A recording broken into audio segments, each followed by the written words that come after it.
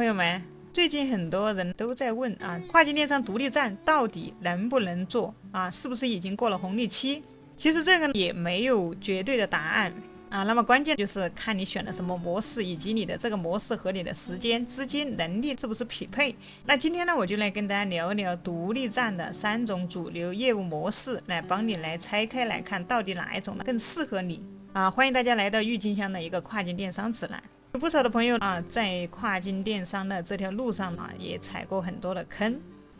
当然呢，也有很多的人呢也是积累了一定的经验。今天呢，我就来给大家来分享一下。今天我就通过我自己的经验呢，来给大家分享一下我积累的一些方法，希望能够帮到正在考虑做独立站的你。在这里呢，你还没有Shopee在这儿呢，如果说你还没有注册Shopify独立站你可以点击我的视频下方可以在视频的描述栏找到Shopify独立站的一个注册链接，这里我们可以直接复制这个链接，复制之后呢，打开一个新窗口，把这个链接打开。那么你也可以可以在我的评论置顶里面找到Shopify的注册链接，打开之后呢，你就可以直接在这里来用你的邮箱来免费注册可以看到呢，现在我们可以免费试用3天，并且呢，前3个月呢，每月只需要$1相当于3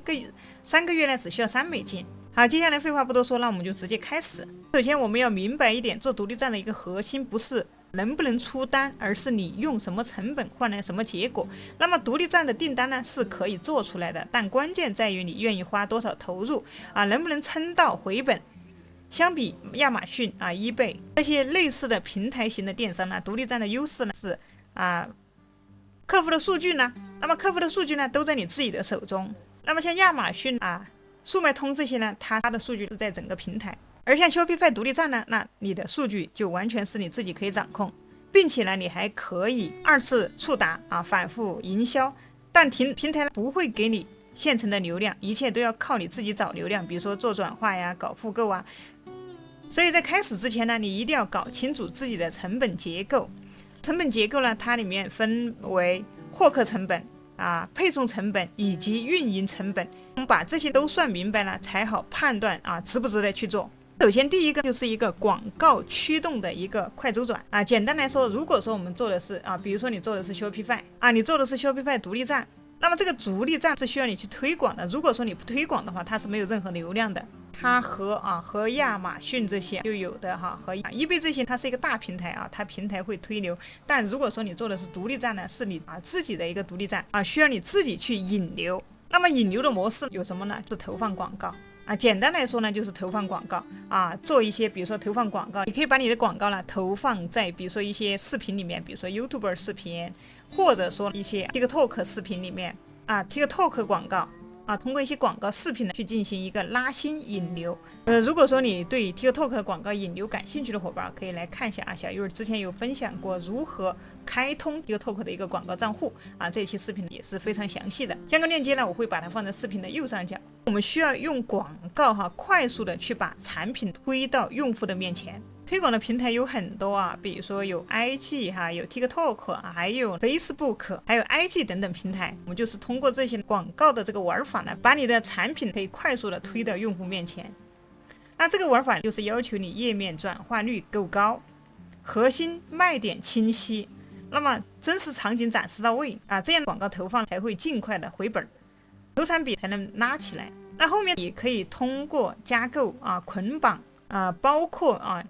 当你有了一定的客流量有了一定的收集了一定的邮箱之后呢，我们还可以通过像一些邮件营销的一些工具呢，来做一些邮件营销比如说像可以用这个GetSpots 来用自动化的一个邮件营销的工具呢，把我们的这个产品捆绑起来这儿用到的相关链接那我都会放在视频下方的描述栏和评论置顶区大家可以去找到。我们需要的就是把客户的一个生命周期价值给它拉高这里有2个关键指标要盯住一个就是拉新成本，另一个就是一个 CAC 不能高于你的一个毛利。那另一个就是回本周期要在你的现金流能承受的范围内。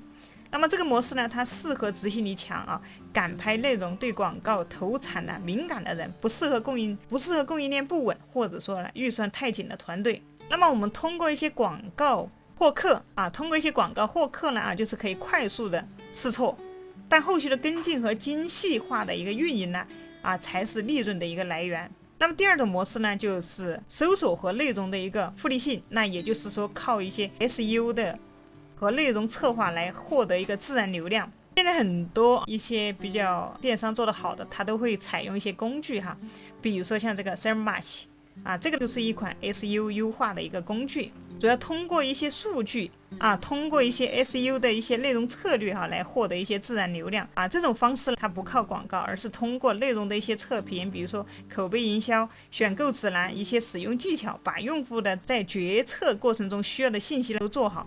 让网站它在搜索中自然排名靠前啊。它的好处就是流量稳定，获客成本低，那么品牌溢价高，但见效慢。那通常也是需要3到6个月才能看到一点起色啊。那么适合有产品类比啊，客单价高，能持续产出内容的团队，不适合资金紧张、想短期见效的人。那么第三种方式呢，这个中枢的一个沉淀型的，也可以叫做多轨道协同加复购型。那简单来说呢，就是把这个独立站的。简单说就是把独立站呢作为所有渠道的一个中枢啊，把外部流量统一导入到站内的一个 CPM 啊，沉淀顾客资产，再通过会员体系，比如说一些订阅计划以及一些邮件、短信触达，把新客户转化率呢，把新客的一个转化成长周期，把新客户转化成长期客户。那它的核心的一个提高客户的一个，它可以提高客户的一个终身价值，把第一次交易当成客户关系的一个起点，而不是终点。比如说在订单确认前呢，做一些加购的一个推荐。那么购买后7天或者14天、30天呢，定时触发一个邮件。当然这里你可以使用这种像 Sports 的这种自动化邮电营销你只要设计好了之后呢，它就会自动发邮件给你的一个客户它会自动的去触发邮件提醒补货或者推荐产品相关，再根据用户的反馈优化前端推广的一个策略。那这种模式呢，适合已经有一定的一个客户基础SKU 多、运营能力强的一个团队它不太适合零基础的一个新手。那么这里说完这3种模式，怎么判断适合自己哪一种呢？那么如果说你时间有限，但行动力强供应链稳定，产品利润不错，可以考虑第一种广告驱动。那么快速验证产品，如果说你的现金流充裕，产品的一个差异化明显，客单价高，可以选择第二种内容加 SEO 的一个策划它的耐心积累是3到6个月。如果说你已经在其他渠道卖得不错，在社媒有稳定的一个有社媒有稳定的一个曝光，就可以选择第3种，把客户呢资产给它沉淀下来再逐步扩大流量入口。最后提醒大家3个常见的误区。第一呢，就是只建站不运营。那么域名模板几张图上线就等着出单，那这种呢现在已经过了这个年代了。这个只是做了一个在线的一个宣传页建站呢只是工具。比如说就像我们用 Shopify 建站，那么它很简单其实后台它里面的各个功能都非常的齐全，进去之后呢，基本上电商所需要的功能都有你只需要上架一下产品把你的前台把你的首页稍微装修一下就可以了。但是如果说你自己不去引流的话，它是很难有流量进来。还有第二个呢，就是只看流量不看转化，页面加载慢，首屏无点，卖点支付方式不全，还有一些运费政策模糊这些都是直接影响转化率。第三呢，就是忽略配送和售后。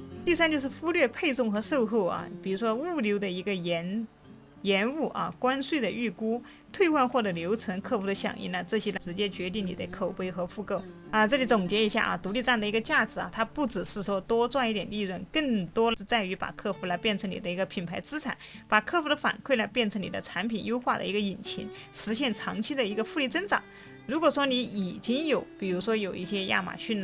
eBay或者说有一些 TikTok 这些平台的一些销售的一些基础，那么你就可以把你的独立站当成一个外部的一个流量转化成内部资产的一个工具。哪怕一开始只是注册和简单的引流也能慢慢积累出客户的一个列表，